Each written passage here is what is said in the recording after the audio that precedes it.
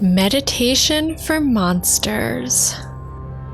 Relax at your own peril.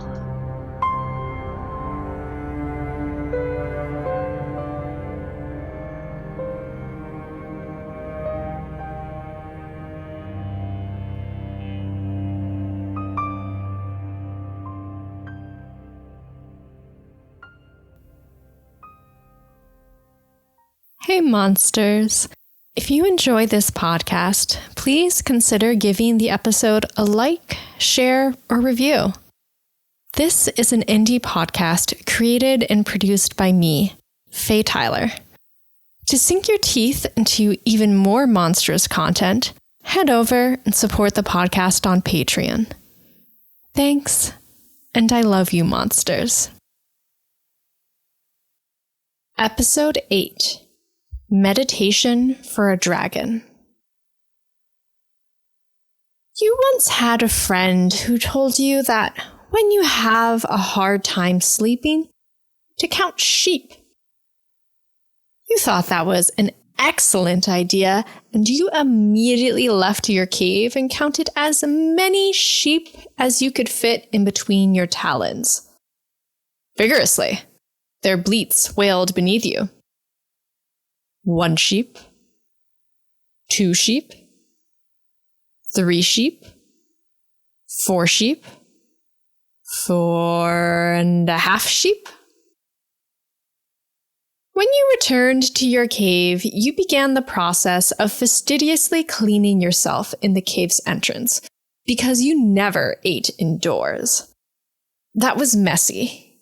You always wanted to keep a clean antechamber for guests, no matter how temporary they were. And your human was still sitting there, as it had before you left. Of course, it had been sitting there for several days, having been pinned by a rather large golden statue. That was all right, because this was your antechamber, where you kept guests, and you didn't mind shiny little knights clinking around and occasionally grimacing and giving unsolicited advice about how to sleep. You didn't need to sleep. You didn't sleep very well. After all, someone could come and take something from your hoard. A shining, clinking knight, or a whole platoon of shining, clinking tin heads could stumble upon your cave and make a ruckus, and then you would have to barbecue them all, and then you would break your preference of not eating in your cave. It was all incredibly inconvenient of them. However, the human companion had, for several days, been trying to coax you to sleep. Ordinarily, you would suspect that it was only a ploy so the stinky little human could slink off with some of your treasure, but the human was not going anywhere at all.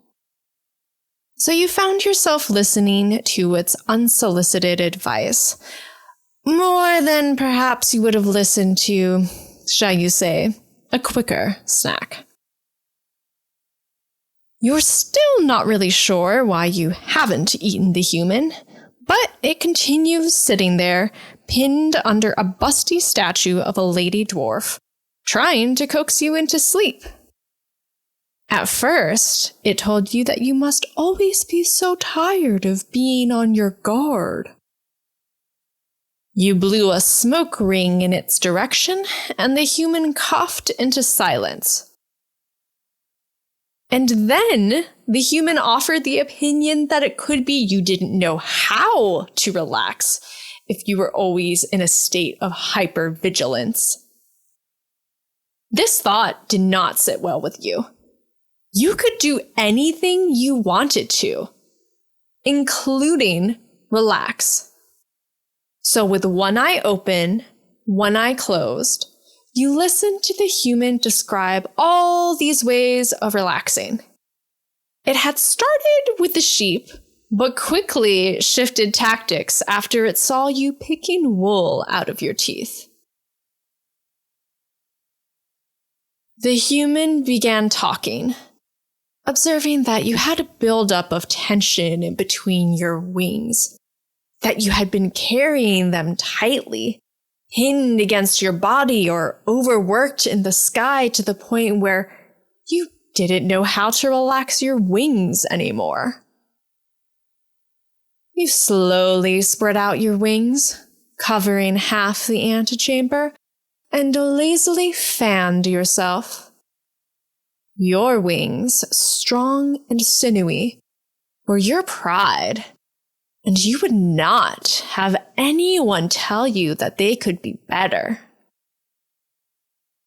And so you imagined that your wings were not spread out and crisp, that they were instead melting down into the floor like molten gold, pouring outwards, gleaming bright, and then cooling into rest.